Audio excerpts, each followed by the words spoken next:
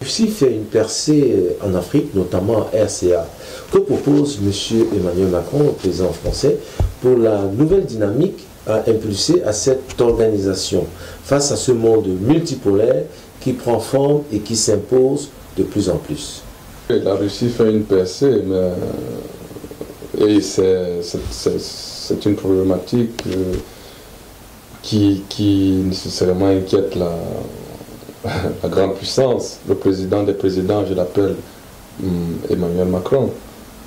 Et vu l'émancipation du président Touadéra et son orientation idéologique et politique qui le porte vers la Russie, au regard de la situation centrafricaine et de la coopération nécessairement qui a eu à exister entre la périphérie centrafricaine et la métropole française, les résultats qui sont loin d'être comptés en termes amélioratifs, j'ai envie de dire, ne plaisent pas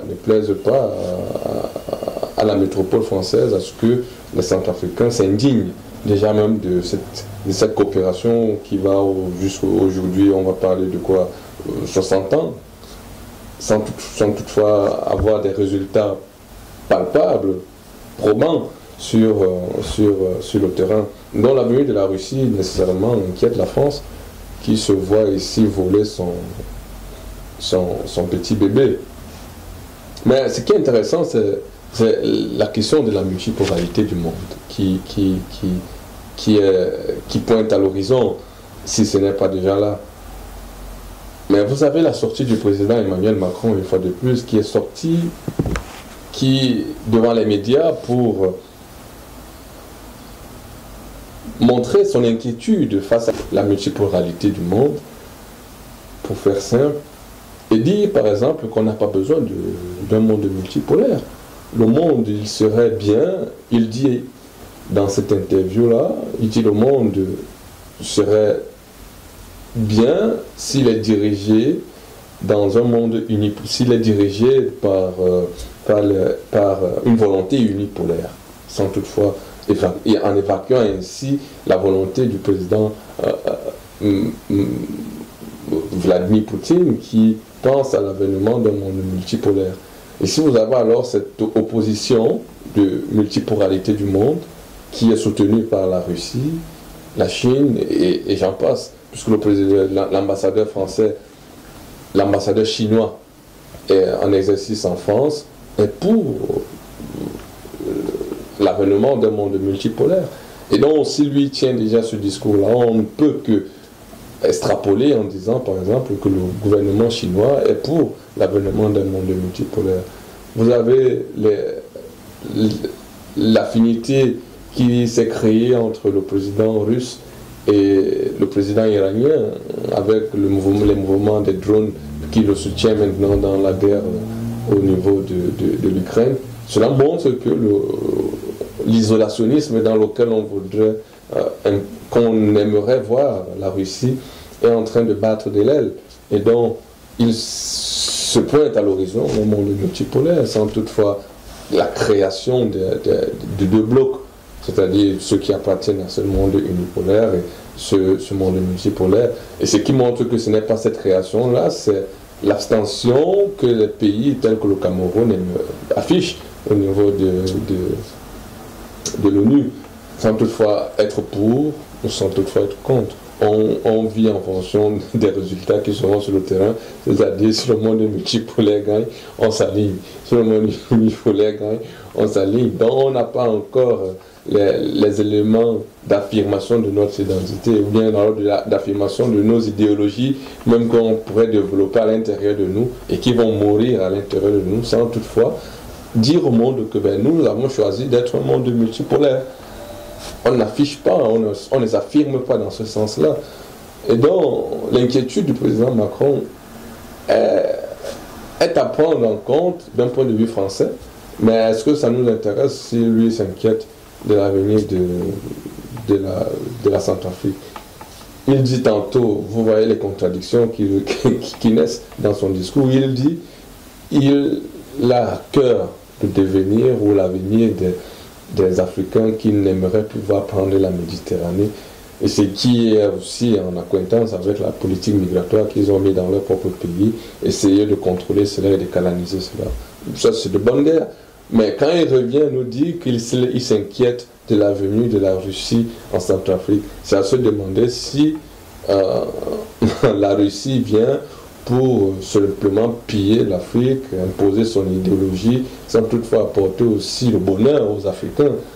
Mais le président Macron ici se méprend en essayant d'afficher une telle posture idéologique, une telle posture même déjà présidentielle. Je ne sais pas. Et il le dit, dans cette interview-là, il dit c'est vrai que c'est pas tellement diplomatique, mais je vais quand même le dire, c'est la Russie. Donc ici, il indexe son vis-à-vis, la Russie qui vient manger dans son assiette. Et quand les chiens sont en train de manger, si un autre chien s'invite dans le plat qui est sur la table, il y a la bagarre. Il y a la bagarre. Ce n'est pas le plat qui souffre. C'est d'abord la bagarre, et puis on va venir négocier sur est-ce que le menu était bon ou c'était pas bon. Donc ici, ils doivent mener la bataille de puissance. La Centrafrique doit faire son choix et imposer maintenant sa volonté idéologique au regard de ce que la France doit juste accepter que l'émancipation africaine a sonné et qu'on a aussi la faculté ou les facultés nécessaires à penser notre avenir avec qui nous voulons. Ce n'est pas à lui de nous dire que la Russie vient pour saper l'influence qu'ils ont sur le continent. On connaît qu'ils sont néfastes pour notre développement. Si on sort même aussi de la France, vous avez les États-Unis, ils ont voté leur loi pour montrer que l'influence des Russes sur le continent africain est néfaste. Donc tout ça mis ensemble, c'est pour montrer encore la domination que nous devons subir.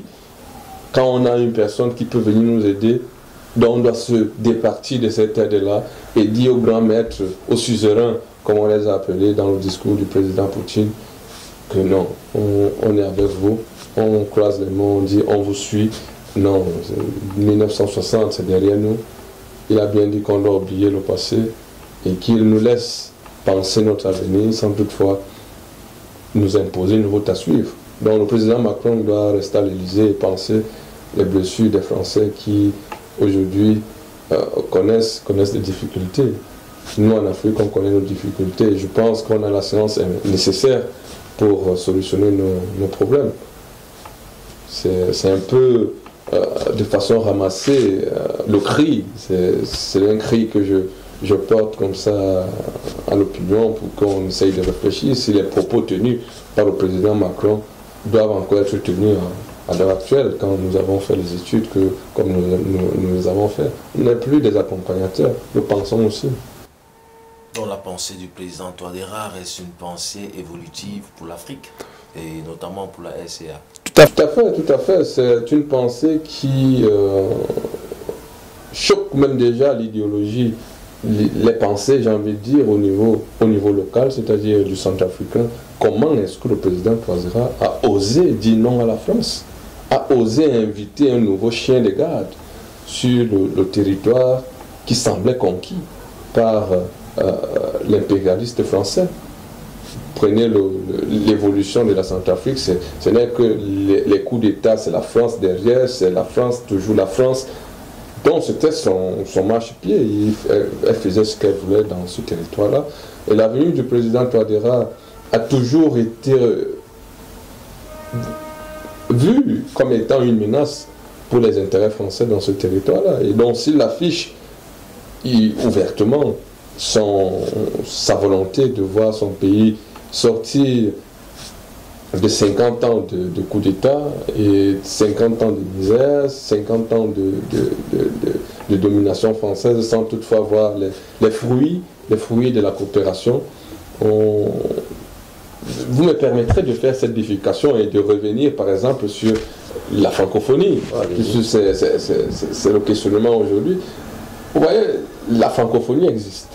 Le président Touadéra fait partie nécessairement de la francophonie parce que il parle français, la culture française a été introduite dans ce pays-là. Mais l'aide est orientée en termes d'acceptation, de pillage. Donc les présidents qui se sont succédés à la tête de la Centrafrique devraient accepter le pillage des ressources du diamant, du manganèse et tout ce qu'il y a comme ressources au niveau de la Centrafrique pour avoir l'aide au développement que la France pourrait apporter à ce pays-là. Et le véritable président à ce moment-là, ce n'était plus un président centrafricain, mais plutôt l'ambassadeur de France en Centrafrique qui dictait. Vous voyez la posture de ce président quand Catherine Samba Panza était présidente par intérim. Vous voyez sa posture, c'est lui qui dirigeait les débats, c'est lui qui disait éteindre la lumière quand quelqu'un parle, n'éteignez pas, il lui dit un discours conciliant vis-à-vis de la France, donc vous devez le laisser parler. Il orientait, n'est-ce pas, le discours. Aujourd'hui, avec le président Touadéra, c'est les Centrafricains qui peuvent défiler dans la rue avec le drapeau russe pour dire venez nous aider. Mais cette posture-là aussi, je ne suis pas en acquaintance avec cette posture-là parce que c'est aussi un moyen d'afficher notre domination et notre puissance.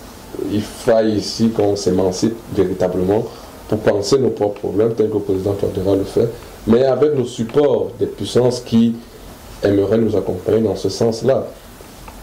Vous avez le viol des citoyens centrafricains par la force Barkhane.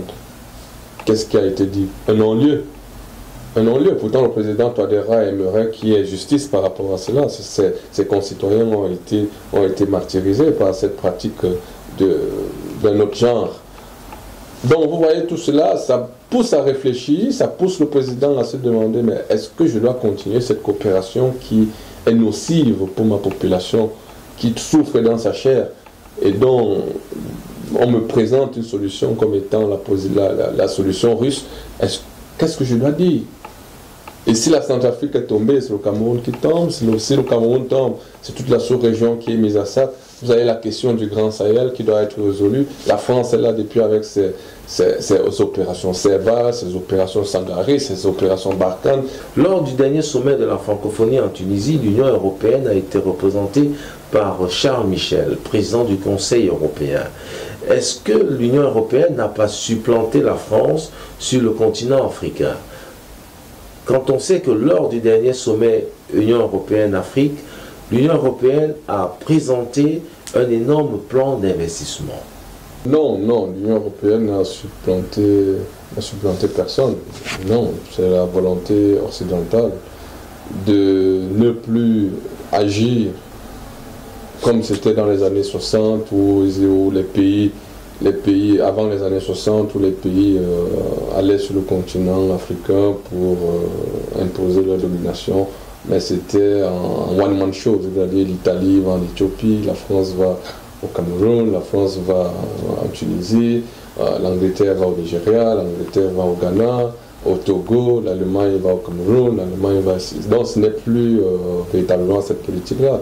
Ils se sont assis et ils ont pensé que au risque de se voir estampillés de pays coloniaux, des pays impérialistes, il serait difficile peut-être de dire que l'Union européenne est impérialiste et dire qu'on agit maintenant de concert et construit maintenant une communication bien huilée, bien amenée pour imposer non plus une idée de domination, mais un accompagnement dans la gouvernance. Vous allez voir que l'élément fondamental quand l'Union européenne se présente à vous, c'est de dire on va regarder un indice qui peut être la bonne gouvernance, l'alternance, la démocratie,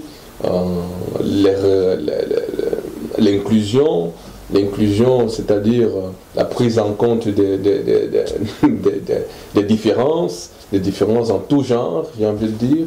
Et donc, tous ces éléments-là sont pris en compte. Et donc, la France, à elle seule, ne peut plus supporter cette politique-là, parce qu'elle est déjà asphyxiée par les questions internes. Vous avez les gilets jaunes, si on prend juste de façon contemporaine, vous avez les gilets jaunes, vous avez la crise en Ukraine qui s'amène.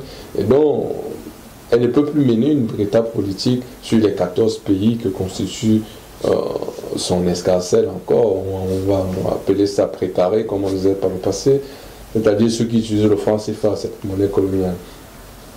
Et donc, étant au fait, vous avez la sortie de cette, où c'est une députée italienne qui est sortie pour dénoncer les pratiques du franc CFA, ce qui a offusqué naturellement les Français qui voient ici leurs ressources de revenus être indexées.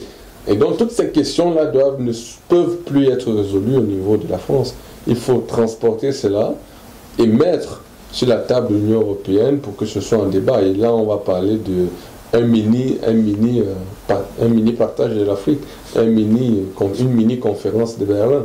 C'est-à-dire, on a la question de l'Afrique, la question de 14 pays africains. Comment est-ce qu'on doit gérer cette question-là? Est-ce qu'on doit continuer à s'invectiver entre puissances occidentales, puisqu'on parle de concert quand on sort de notre territoire? Il faut qu'on parle de concert d'une même voix sur des questions telles que le franc CFA. Il faut qu'on se concepte, il faut qu'on voie les dessous. Et donc peut-être l'Italie même met cette question sur la table pour espérer gagner quelque chose là, parce que dans cette histoire-là, parce que vous avez souvenance quand l'Italie se projette en Afrique pour essayer de grappiller quelques éléments de puissance, c'est-à-dire le territoire qui doit être gagné et tout.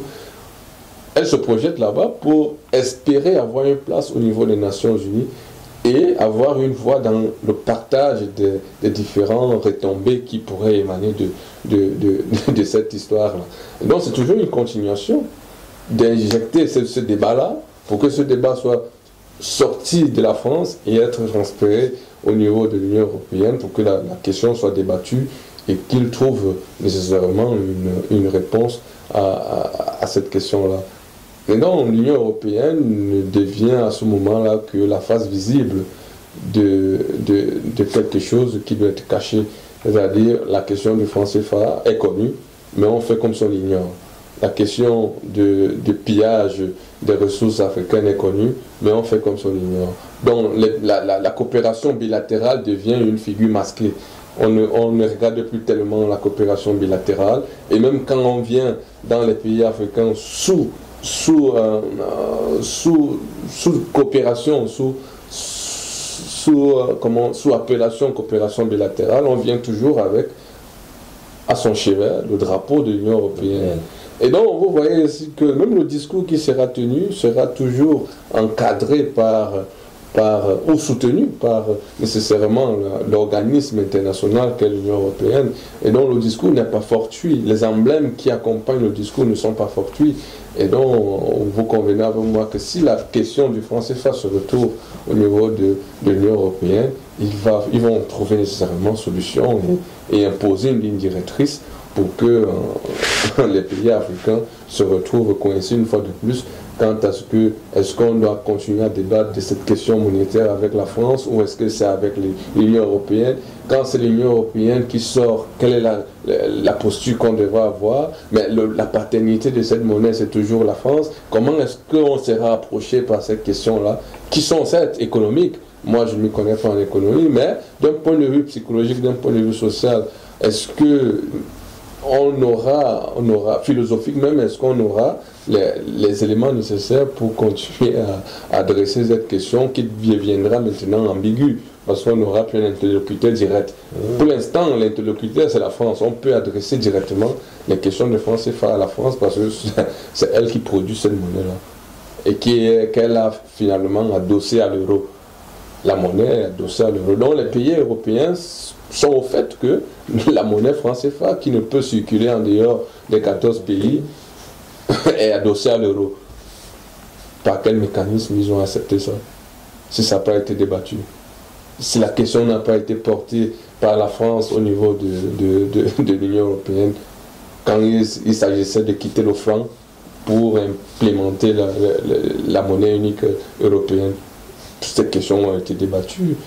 Quel sera l'impact du franc CFA sur la monnaie européenne? Ils ont résolu cette question-là. Mais quel est l'impact de l'euro sur la monnaie franc CFA? Nous, je ne suis pas sûr que nos économistes ont pensé à ça. Ou bien s'ils ont pensé à ça, ils ne sont pas aux affaires pour imposer une direction. Donc, toutes ces questions-là essayent de poser encore une relation de domination et même de négation même des réflexions des Africains qui, ma foi, est insultant. Et pour répondre simplement à votre question, l'Union européenne n'a pas véritablement pris la place de la France. Elle a juste couvert les frasques de la France au niveau de l'Afrique. Monsieur Etoga, depuis le début de nos émissions de géopolitique, nous avons une thématique précise sur qui contrôlera l'Afrique. Récemment, des billets de banque de la zone CEMAC ont été émis et une impression a été faite et les billets seront disponibles à partir du 15 décembre 2022. Est-ce que c'est le début d'une souveraineté affirmée? Qui contrôlera l'Afrique? Oui, c'est un chemin qu'on a commencé et merci déjà de me faire partager ce chemin-là. Je suis honoré.